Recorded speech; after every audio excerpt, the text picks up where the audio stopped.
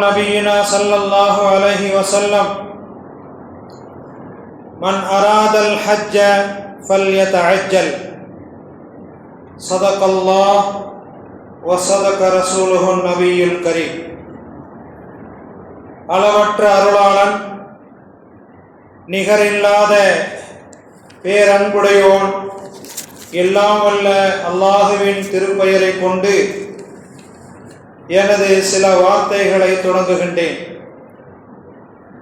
அன்னலம் பெருமானார் ஸல்லல்லாஹு அலைஹி வஸல்லம் அவர்களின் மீதும்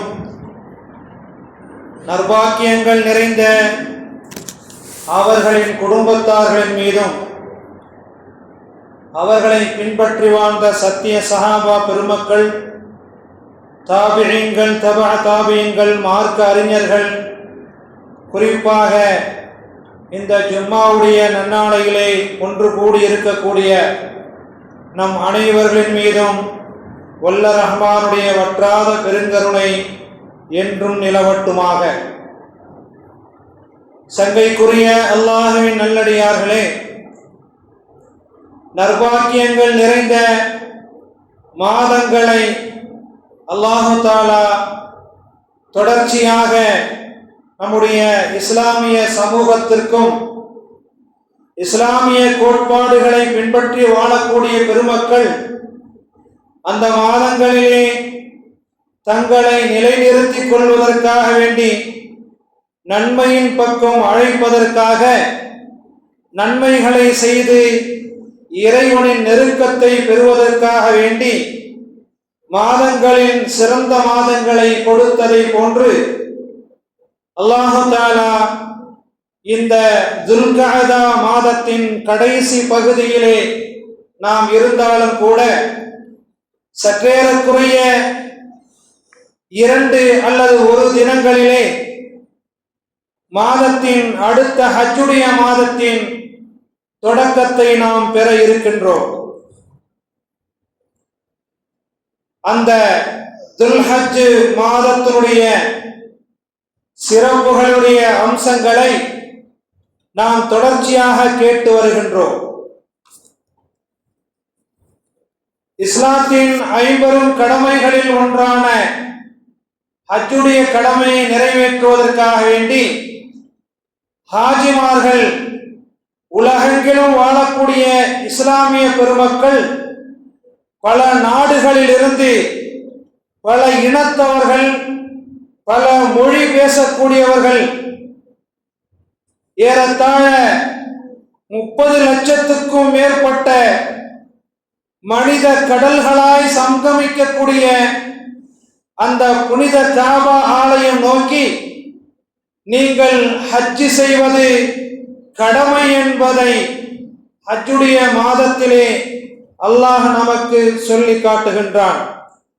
வலில்லாஹி அலன் நாஸி ஹஜ்ஜுல் பைத்தி மன் இஸ்ததாஅ இலைஹி சபீலா. பொருளாலும் உடலாலும் வழியாலும் யாரெல்லாம் அல்லாஹுடைய வீட்டை ஹஜ் செய்வதற்காக வேண்டி கடமையான ஆகிவிட்டதோ அவர்களின் மீது ஹஜ் செய்வது கடமை என்பதாக சொல்லுகின்றான்.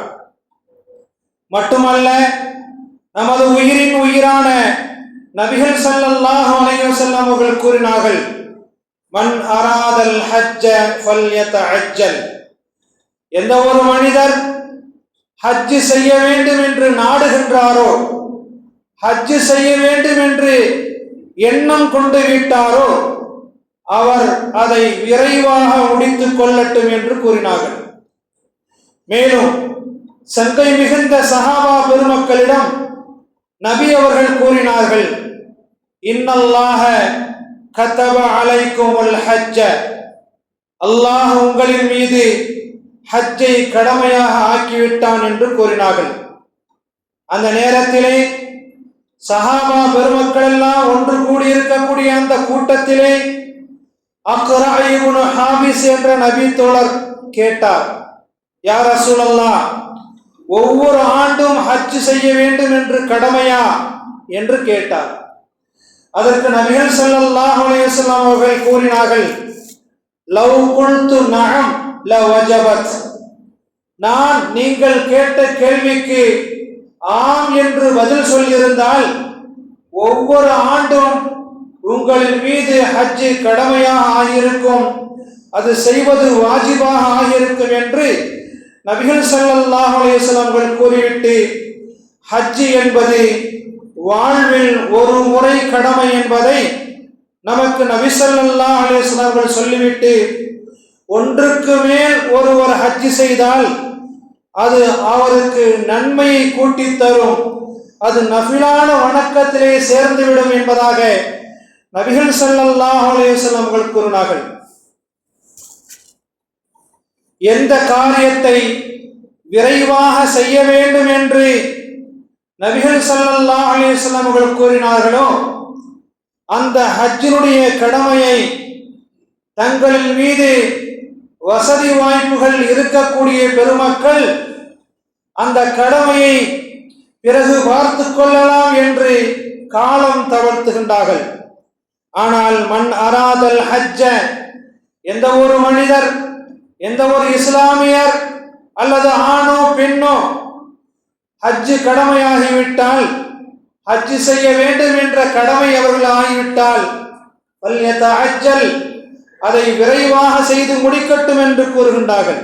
ஆனால் சில பேர் சொல்லுவார்கள், குமர் காரியம் உள்ளது என்று சொல்லி அந்த ஹஜ்ஜுடைய கடமையை நிறைவேற்றாமல் தள்ளி போடுவார்கள். லைஃப்ல செட் ஆன பிறகு பார்த்து கொள்ளலாம் என்று ஹஜ்ஜுடைய கடமையை செய்ய விடாமல் தள்ளி போடுவார்கள். வீடு கட்டிய பிறகு பார்த்து கொள்ளலாம் என்று சொல்வார்கள். சொல்லக்கூடிய இவர்களிலே சிலர் மரண பயணத்தை சென்று விடுவார்கள், மரணமாகி அல்லாஹ்விடத்திலே சென்று விடுவார்கள் என்பதுதான் வருத்தமான செய்தி.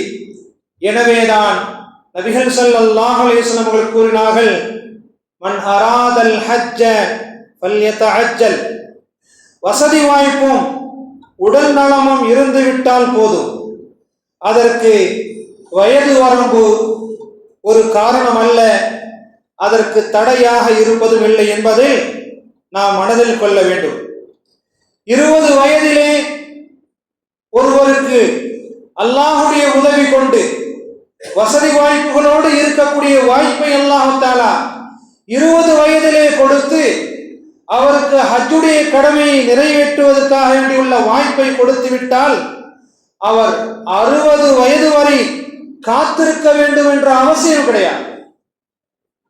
அல்லாஹுடைய பேராற்றலின் காரணமாக, அல்லாஹுடைய அருளின் காரணமாக ஒரு மனிதர் 20-30 வயதுகளிலேயே வசதி வாய்ப்புகளை பெற்று ஹஜ் செய்ய வேண்டும் என்ற நசீபை அல்லாஹ் தஆலா அந்த மனிதருக்கு போட்டுவிட்டால் அவர் 60 வயது வரை அல்லது 50 வயது வரை காலம் தளர்த்த வேண்டும் என்று கட்டாயம் இல்லை. அதை அப்படியே செய்து முடிக்கலாம், காத்திருக்க வேண்டிய அவசியம் இல்லை. சில பேர் நினைத்துக் கொள்வார்கள், இஸ்லாத்தின் கடமைகள் எத்தனை?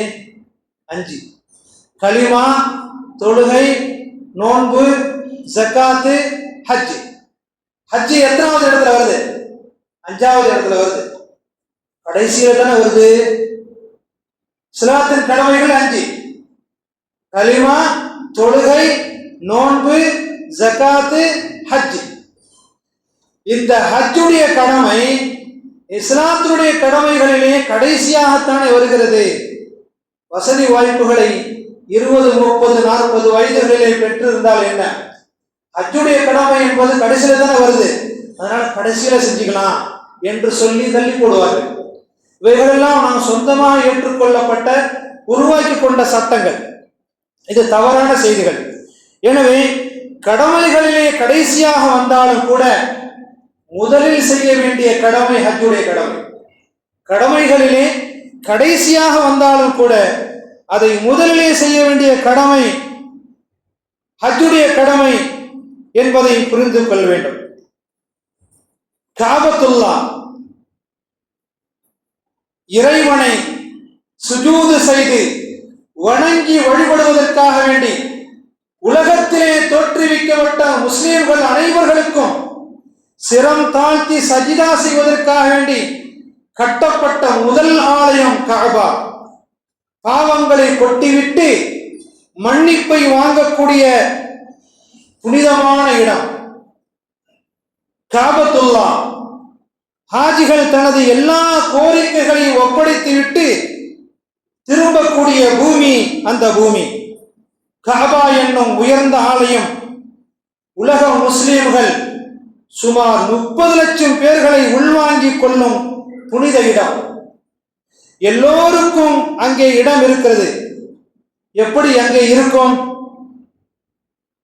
30 லட்சம் பேர் ஒரு இடத்தை திரட்டி கொண்டு 5 லட்சம் பேர் வருகின்றார்கள் என்று சொல்லி சொன்னால் அவர்களுக்கு எங்கே தங்குவதற்கு இடம் இருக்கிறது என்று யோசிப்போம்.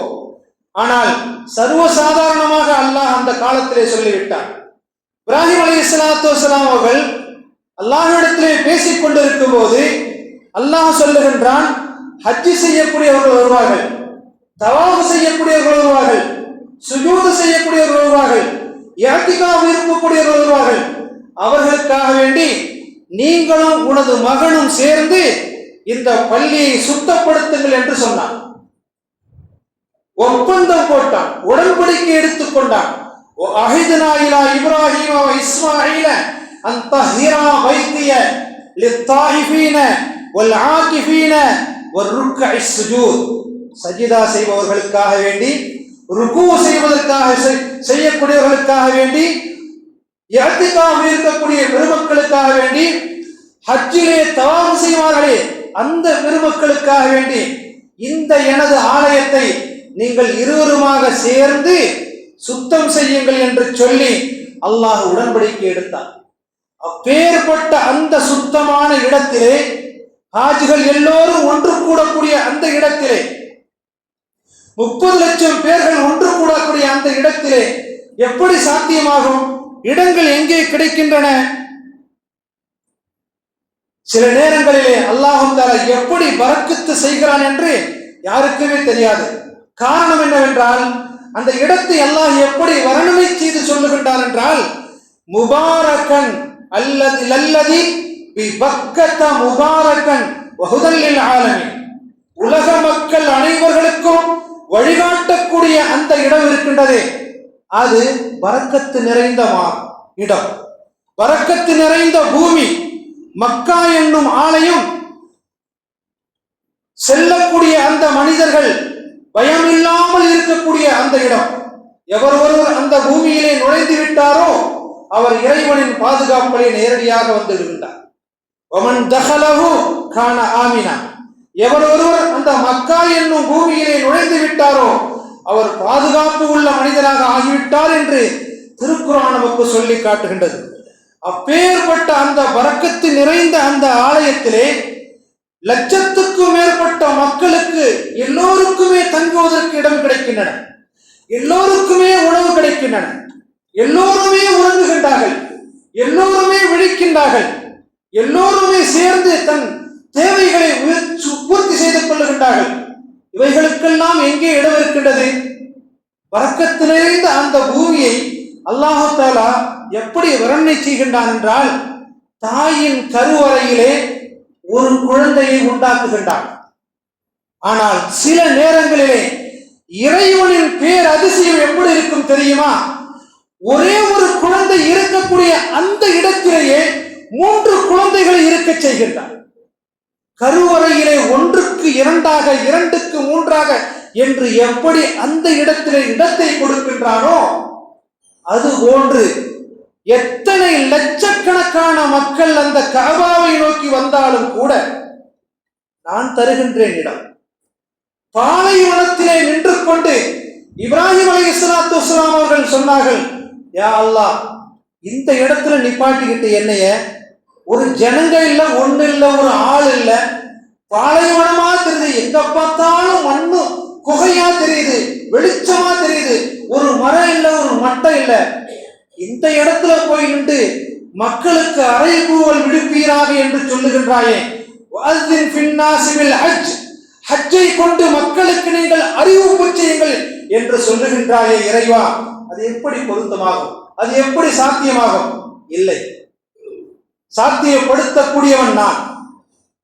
சொல்ல வேண்டிய கடமை உங்களுடைய கடமை. நான் உங்களுக்கு கட்டளையிட்டு விட்டேன், வஅஸின் ஃபின்னாஸி பில் ஹஜ், ஹஜ்ஜை கொண்டு மக்களுக்கு அறிவிப்பு செய்யுங்கள் என்று சொல்லக்கூடிய வேலை மாத்திரம்தான் உங்களுடைய வேலை. உங்களிடத்திலே அவர்கள் சாறை சாறையாக வந்து கொண்டே இருப்பார்கள் என்று சொன்ன 1445 வருடங்களுக்கு முன்னால் சொல்லப்பட்ட அந்த வார்த்தைகள் பதிவு செய்யப்பட்ட அந்த திருக்குர்ஆனுடைய வசனம் இன்று வரை உயிர்ப்பித்துக் கொண்டே இருக்கின்றன, சென்று கொண்டே இருக்கின்றார்கள். 10-15 வருடங்களுக்கு முன்னால் கேள்விப்பட்டோம் 20 லட்சம் பேர்கள். இப்போது என்ன தெரியுமா எண்ணிக்கை? 30 லட்சம் மக்கள் அங்கே ஒன்று திரளுகின்றார்கள் என்று. அப்பேற்பட்ட பாக்கியம் நிறைந்த அந்த மக்காவுடைய இடத்திலே தான் பலவிதமான அதிசயங்கள் உண்டாகின. பாபா ஆதம் அலைஹிஸ்ஸலாத்து வஸ்ஸலாம் அவர்கள் அந்த காபத்துல்லா என்னும் ஆலயம் புனர் நிர்மாணம் செய்யப்படுவதற்கு முன்பாக, அது ஆரம்பிக்கப்பட்ட காலத்திலே, அதாவது புதுப்பிக்கப்படுவதற்கு முன்னாலே, நமது பாபா ஆதம் அலைஹிஸ்ஸலாத்து வஸ்ஸலாம் அவர்கள் 1000 முறை தவாஃப் செய்தார்கள் என்று சரித்திரம் சொல்கிறது. 1000 முறை தவாஃப் செய்தார்கள் என்று சரித்திரம் சொல்கிறார்.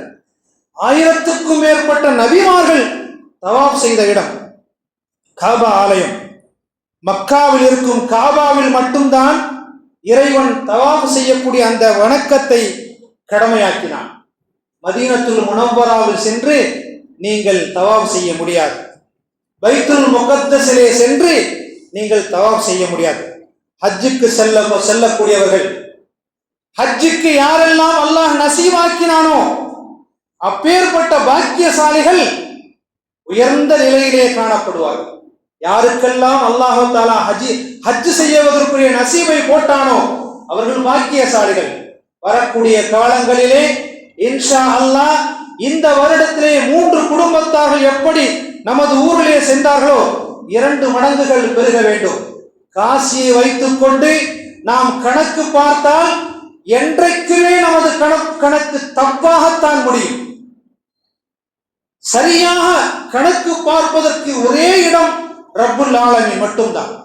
நான் பார்த்திருக்கக்கூடிய கணக்கு காசு வச்சு, சில பேர் சொல்லுவாங்க புழக்க பாசைகளை சொல்றவங்கள்ட்ட, புழக்க பாசைகளை சொல்லுகிறேன், எங்க காசு வந்துச்சு ஒண்ணுக்காக நான் நினைச்சிருந்தேன், ஏதோ ஒண்ணு நடக்குதுங்க அப்படின்னு சொல்றோம்ல, ஏதோ ஒன்றை நடத்தக்கூடிய இடத்திலே ரப்புல் ஆலமீன் இருக்கின்றான்.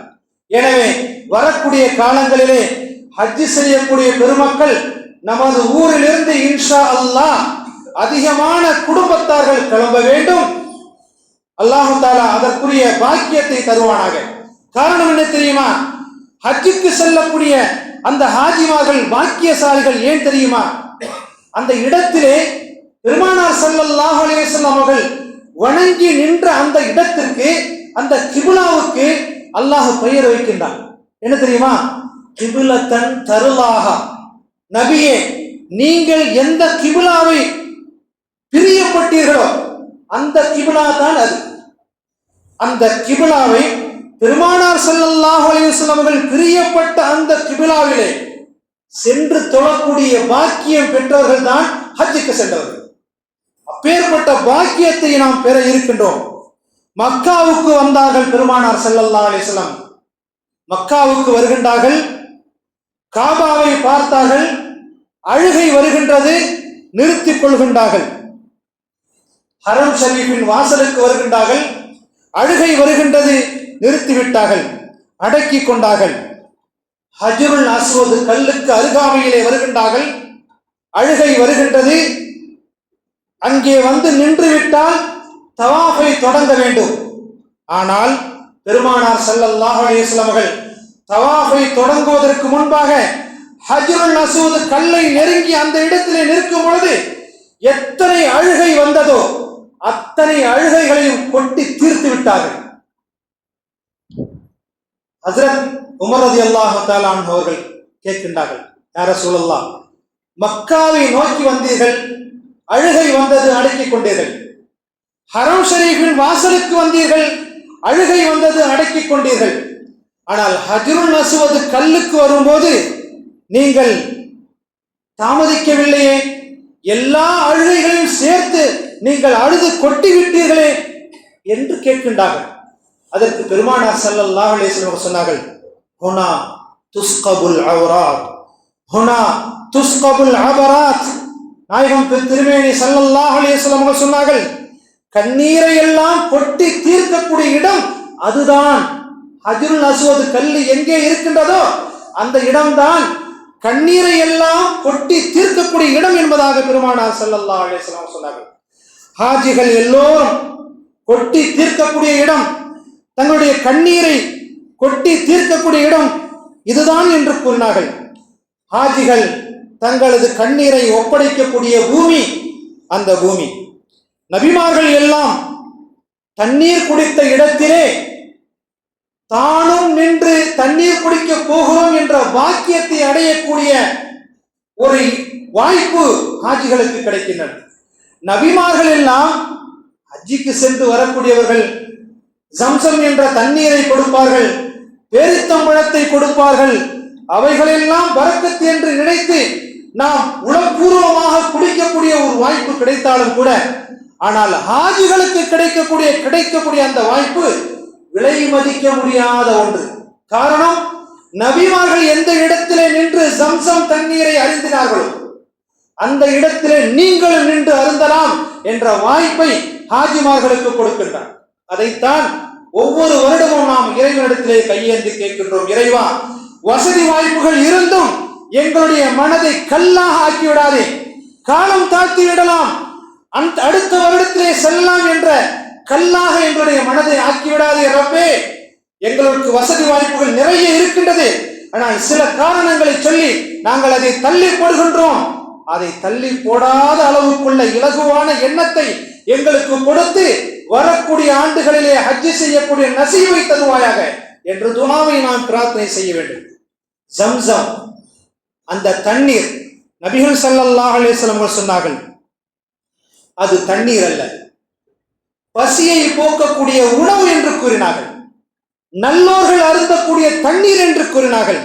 தவாயிமுல் ஜாய, பசியை போக்கக்கூடிய உணவு என்று பெருமானார் ஸல்லல்லாஹு அலைஹி வஸல்லம் அவர்கள் ஜம்சம் நீருடைய சிறப்பு குறித்து கூறினார்கள். வஷராபுல் அப்ரார், நல்லோர்கள் குடிக்கக்கூடிய தண்ணீர் என்று கூறினார்கள். அப்பேற்பட்ட அந்த பாக்கியம் நிறைந்த அந்த இடத்தை நாம் அடைய வேண்டும் என்றால் நாம் எல்லோரும் நமது ஈமானை பரிபூர்ணமான முறையிலே, ஒழுங்கான முறையிலே, காலங்கள் மிக மோசமாக சென்று கொண்டிருக்கின்றன. ஹய்யா அலல் ஃபலா, வெற்றியின் பக்கம் வாருங்கள் என்று சொல்லும் போது அதை கேட்கக்கூடிய நமது ஈமான், அந்த ஈமான் நம்மை பள்ளியின் பக்கம் அழைத்து வரவில்லை என்றால் எப்படி சொர்க்கத்துக்கு அழைத்து செல்லும் நமது ஈமான்? ஹய்யா அலல் ஃபலா, வெற்றியின் பக்கம் வாருங்கள், தூக்கத்தை விட தொழுகை மேலானது என்ற வார்த்தைகள் எல்லாம் கேட்கும் போது நமக்கு இருக்கக்கூடிய அந்த ஈமான் நம்மை பள்ளிக்கு அழைத்து வரவில்லை என்றால் அந்த ஈமான் எப்படி நம்மை சொர்க்கத்துக்கு அழைத்து செல்லும்? தொழுகை, இபாதத், தான தர்மங்கள், நோன்பு, ஹஜ்ஜி, உம்ரா போன்ற எந்த வணக்கமும் ஒருவரிடத்தில் இல்லை. ஆனால் அவர் பெயர் முஸ்லிம். மேலே சொன்ன எந்த வணக்க வழிபாடுகளும் ஒருவரிடத்தில் இல்லை, அவருடைய பெயர் மாத்திரம் இஸ்லாம், முஸ்லீமாக இருக்கின்றார். உனக்கு சொர்க்கம் வேண்டுமா நரகம் வேண்டுமா என்று கேட்டால் அவர் என்ன சொல்லுவார் தெரியுமா? எனக்கு சொர்க்கம்தான் வேண்டும். காரணம், நம்பிக்கை வைத்திருக்கிறார், அல்லாஹ்வின் மீது நம்பிக்கை வைத்திருக்கிறார். எத்தனை குற்றங்கள் புரிந்தாலும் அதை மன்னித்து மறைத்து அல்லாஹ் தஆலா எனக்கு சொர்க்கத்தை கொடுப்பான் என்ற நம்பிக்கை வைத்திருக்கிறார். ஆனால் அல்லாஹ் மேல நம்பிக்கை வைக்கணுமா இல்லையா? நம்ம வைக்கணுமா இல்லையா? எப்படி இருக்கிறோம்? நமக்கு எல்லாமே ரெடியா இருக்கணும். எப்படி ரெடியா இருக்கணும்? வாரத்துல ஒரு நாள் தான் ஜும்மாவுக்கு தொழுவோங்கிறது தீர்ந்து போயிடுச்சு, அறுத்து விட்ட மாதிரி ஆயிடுச்சு. எப்படி அந்த செய்தி வாரத்தின் வெள்ளிக்கிழமை மாத்திரம்தான் நான் தொழுவேன் என்ற ஆணித்தரமாக ஒவ்வொருவர்களும் நெஞ்சிலே ஆணி அடித்துக் கொள்கின்றார்கள். இந்த செய்தி எப்படி இருக்கிறது என்றால், நான் பள்ளிக்கு வரமாட்டேன், ஆனால் வெள்ளிக்கிழமை வருவேன். அதுவும் எப்படி திரும்ப வருவேன்? எல்லாம் கரெக்டா இருக்கணும், செட்டா இருக்கணும். எப்படி? அஜர்த்து பயானம் முடிச்சிடணும், தெரிஞ்சுங்களா? அஜர்த்து பயானம் முடிச்சிடணும். அதுக்கடுத்து இன்னொரு சப்ஜெக்ட் இருக்கு அஜர்த்துக்கு, என்ன? குத்துபா இருக்கு. குத்துபாவை முடிச்சிடணும். குத்துபாவை முடிச்ச பிறகு எப்போது அவர் இறங்குகின்றாரோ அந்த நேரத்தில் மாப்பிள்ளை வருவாங்க. வந்த உடனே 2 ரக்காத் தக்பீர் கட்டுவாங்க, அல்லாஹ் அக்பர் என்று ஓடிவிடுவாங்க. இதான் நிலைமை. இப்ப இந்த மாதிரி ஈமான் இருந்தா எப்படிங்க நம்முடைய ஈமான் சொர்க்கத்துக்கு அழைச்சிட்டு போவோம்? எப்படிப்பட்ட பாக்கியங்கள் நிறைந்த நாட்கள் தெரியுமா இது? வல் ஃபஜ்ரி வல் லயாலின் அஷ்ரின், ஃபஜ்ருடைய நேரத்தின் மீது சத்தியமாக, 10 இரவுகளின் மீது சத்தியமாக என்று குறிப்பிடுகின்றான் இறைவன். அந்த 10 இரவு எது தெரியுமா? இறைவன் நாடினால் நாளைய தினம் துல்ஹஜ் மாதமாக இருக்கலாம். இன்று மகரிப் தொழுகைக்கு பிறகு துல்ஹஜ் மாதத்தினுடைய பிறையை நாம் பார்க்க வேண்டும். நாளைய தினம் ஒருவேளை துல்ஹஜ் பிறை 1ஆக இருந்தால் குர்பானி கொடுக்கக்கூடிய பெருமக்கள் அனைவர்களும் தங்களுடைய முடிகளை, தங்களுடைய நகங்களை வெட்டுவதை நிறுத்திக் கொள்ள வேண்டும் என்று பெருமானார் ஸல்லல்லாஹு அலைஹி வஸல்லம் அவர்கள் சொல்லுகின்றார்கள். கரும்பலகையிலே அது அறிவிப்பு செய்யப்பட்டிருக்கிறது. இன்ஷா அல்லாஹ் இன்னைக்கு இரவு துல்ஹஜ் மாதத்தினுடைய பிறையை நாம் பார்க்க வேண்டும். அந்த பிறை ஒருவேளை தென்பட்டு விட்டால் நாம் நாளையிலிருந்து துல்ஹஜ் மாதத்தினுடைய 1வது இரவிலே 1வது நாளையிலே இருக்கின்றோம். குர்பானி கொடுக்கக்கூடிய பெருமக்கள் அனைவர்களும் இன்னைக்கு எல்லாத்தையும் முடிச்சிருக்கணும். அப்படி இல்லை என்றால் இன்னைக்கு அசர்க்கே எல்லாத்தையும் முடிச்சிருங்க. நகம் வெட்டுறது, தலைமுடி வெட்டுறது எல்லாத்தையும் வெட்டி சுத்தமாக ஆகிக்கொண்டு எந்த நேரத்திலே நாம் குர்பானி கொடுக்கின்றோமோ, துல்ஹஜ் பிறை 10 அல்லது 11 அது 12வது, இந்த 3 நாட்களே எந்த நாட்களில் நாம் குர்பானி கொடுக்கின்றோமோ அந்த நாட்களிலே தான் குர்பானி முடிந்த பிறகு நாம் நம்முடைய முடிகளையும் நகங்களையும் களைய வேண்டும் என்று நபிகள் ஸல்லல்லாஹு அலைஹி வஸல்லம் அவர்கள் கூறுகின்றார்கள். எனவே தொழுவதற்காக வேண்டி வந்துவிட்டோம், எல்லாம் ரெடியா இருக்குன்னு நினைக்காதீங்க. எல்லாமே ரெடியா இருக்குன்னு நினைக்க வேண்டாம். ஆரம்பத்திலே வரணும். அதாவது தொழுகையினுடைய உள்சொல் என்னன்னு நம்ம பசங்கள்ட்ட கேளுங்க, மதரசா பசங்கள்ட்ட. ஃபர்ஸ்ட் என்ன நம்ம சொல்லுவான்? தக்பீர் தஹரீமா, தக்பீரை கட்டிக்கொண்டு தக்பீர் தஹரீமாவோடு சேர்ந்து அல்ஹம்தை ஓத வேண்டும் என்று சொல்லுவான் மதரசால. இப்ப தக்பீர் தஹரீமா என்பது இமாம் எப்போது அல்லாஹு அக்பர் சொல்லுகின்றாரோ, இமாம் எப்போது அல்லாஹு அக்பர் என்று சொல்லுகின்றாரோ அவர்களோடு சேர்ந்து முக்ததிகள், பின்னால் நிற்கக்கூடிய முக்ததிகள் அல்லாஹு அக்பர் என்று சொல்லிவிட்டால் அவர்கள் தக்பீர் தஹரீமாவோடு சேர்ந்து விட்டார்கள் என்று பொருள். அதற்கு பிறகு வரக்கூடியவர்கள் காரணங்கள், தகுந்த காரணங்கள் இருந்தால் நாமே ஒத்துக்குவோம். அல்லாஹ் ஒத்துக்க மாட்டானா? ஆனால் தகுந்த காரணம் இல்லை என்றால் நாமே கோவப்படுவோம். அல்லாஹ் விடுவானா? விட மாட்டோம். இப்போ நம்முடைய தலைமுறைகள் எப்படி தெரியுமா இருக்குது? கரெக்டா அந்த 2 ரக்காத்து முடிஞ்ச பிறகு 3வது ரக்காத்து 4வது ரக்காத்துல எழுந்திருக்கிறாங்க. 12 வயசு 10 வயசு அந்த உள்ள பசங்க ஃபுல்லா என்ன செய்யுது? இப்போ புதுசா கல்வியை கற்றுக்கிட்டு வராங்க, மார்க்க புது சட்டத்தை கற்றுக்கிட்டு வராங்க. நிறைய தடவை சொல்லியாச்சு. ஏற்கனவே ஒரு கொலை நடந்து கொண்டிருக்கின்றன. எப்பேற்பட்ட கொலை தெரியுமா? படுகொலை, படுபாதக செயல். வித்ருவாஜிபு தொழுவதில்லை யாருமே. வித்ருவாஜிபு என்ற அந்த ஓதக்கூடிய அந்த துஆவை மறக்கடிச்சிடலாமா? வித்ருவாஜிபு என்ற அந்த அமல் குடி தோண்டி புதைக்கப்படுகின்றது வளரக்கூடிய தலைமுறைகளின் காரணமாக. காரணம் யார்? பெற்ற தந்தைமார்கள் நாம் அல்லவா? தாய்மார்கள் நாம் அல்லவா? உனக்கு அது வாங்கி கொடுக்கணும், இது வாங்கி கொடுக்கணும் என்று சொல்லி பிரியப்படக்கூடிய தாய்மார்கள் அல்லாஹ்வினை வெற்றி அடைய வேண்டும், இதை வாங்கிக்கொள் என்று என்றைக்காவது சொல்லி இருக்கின்றோமா? அலட்சியம், மிக மிக மிக அலட்சியம். கூட்டம் கூட்டமாக நல்லவர்கள் சொர்க்கத்துக்கு அழைத்து செல்லப்படுவார்கள். அதுபோன்று கூட்டம் கூட்டமாக நரகத்துக்கு அழைத்து செல்லப்படுவார்கள். வாங்கு சொல்லப்படுகின்றது, வெற்றியின் பக்கம் வார்கள் என்று சொல்லும் போதெல்லாம் கூட்டம் கூட்டமாக நிற்கின்றார்கள் புறக்கணித்து விட்டு. ஒருவேளை நாம் அல்லாஹ்விடத்திலே திரும்பி போக மாட்டோம் என்று நினைத்துக் கொண்டார்களா என்று அல்லாஹ் கேட்கின்றான். அல்லது நாம் செய்யக்கூடிய தவறை அல்லாஹ் பாராமுகமாக இருக்கின்றானா என்று நினைத்துக் கொண்டார்களா? இல்லை. நிச்சயமாக நேரம் வரும்போது அவர்களை நாம் பிடிப்போம், அவர்களுக்கு தெரியாது. அப்பேற்பட்ட கடுமையான எச்சரிக்கைகள் இருக்கின்றன. வணக்க வழிபாடுகள் நிச்சயமாக நம்மிடத்தில் ஜீரோவாக இருக்கிறது. ஜீரோ தான் எல்லாமே. யார்கிட்டமே வணக்க வழிபாடுகள் நிறைய காணப்படவில்லை. 90% எல்லாம் கடத்தூர்ல நிக்குது, எல்லாம் ரோட்டுக்காரில் நிக்குது. எங்க 1000 பேர் இருக்கிறோம் நம்ம ஊர்ல, இங்க 50 பேர், கடத்தூர் பள்ளியில 50 பேர், அந்த பள்ளியில 50 பேர், 150 பேர், 850 பேர். எங்க எல்லா வைபவங்களிலும், உலகம் சார்ந்த எல்லா காரியங்களிலும் நாம் முன்னிலைப்படுத்துகின்றோம். உலகம் சார்ந்த எல்லா காரியங்களுக்கும் நாம் முக்கியத்துவம் கொடுக்கின்றோம். மறுமை சார்ந்த காரியங்கள் எதிலுமே நாம் முக்கியத்துவம் கொடுப்பது கிடையாது. நான் கூட சுருக்கமாக ஒரே ஒரு செய்தி சொல்லுவேன். அடிக்கடி திருமணம் 12:45 நடக்கின்றது. திருமணம் பள்ளிவாசலிலே 12:45 தான் முடிவாகின்றது. அரை மணி நேரம் கழிச்சு ஒரு சுன்னத்தை ஹயாத்தாக்கிட்டு போயிட்டோம். அதுக்கு அடுத்து ஃபர்ல் இருக்குது. இந்த ஃபர்லுக்கு பள்ளிவாசல் அனாதையா இருக்கு. ஒரு கல்யாணம் நடந்துச்சுன்னா இந்த பள்ளிவாசல பாருங்க, அந்த விலகம் இருக்கு. அஜர்த்து மொயினாரு உள்ள 2 பேர் இருப்பாங்க. அதான் தொழக்கூடியவர்கள் வாய்ப்பு கிடைக்கும் போது அங்கெங்கே தொழுது விடுவார்கள். இந்த லிஸ்ட்ல யாரெல்லாம் தினமும் தொழுகின்றார்களோ அவர்கள் இங்கே இடம்பெற மாட்டார்கள். ஆனால் அறவே தொழாமல் இருக்கின்றார்களே வளரக்கூடிய தலைமுறைகள் மிகவும் ஆபத்தான பாதையை நோக்கி சென்று கொண்டிருக்கிறார்கள். அவர்களுக்கு மார்க்க கல்வியை சொல்லுங்கள். தாய்க்கும் தந்தைக்கும் கடமை இருக்கிறது என்ற உணர்வை நீங்கள் பெறுங்கள். வெறுமனை விட்டு விடாதீர்கள். இறைவா, எனக்கு எந்த செய்தியுமே எனக்கு என் தந்தையும் தாயும் சொல்லிக் கொடுக்கவில்லை, எனவே எனக்கு கொடுக்கக்கூடிய தண்டனையை போன்று 2 மடங்கு தண்டனை கொடுத்து இவரை சாகடிப்பாயாக என்று இறைவன் திருக்குர்ஆனிலே சொல்லி காட்டுகிறான். தந்தைமார்களுக்கும் தாய்மார்களுக்கும் எதிராக நம் குழந்தைகள் சாட்சி சொல்வார்கள். திருக்குர்ஆன் பதிவு செய்கின்றன.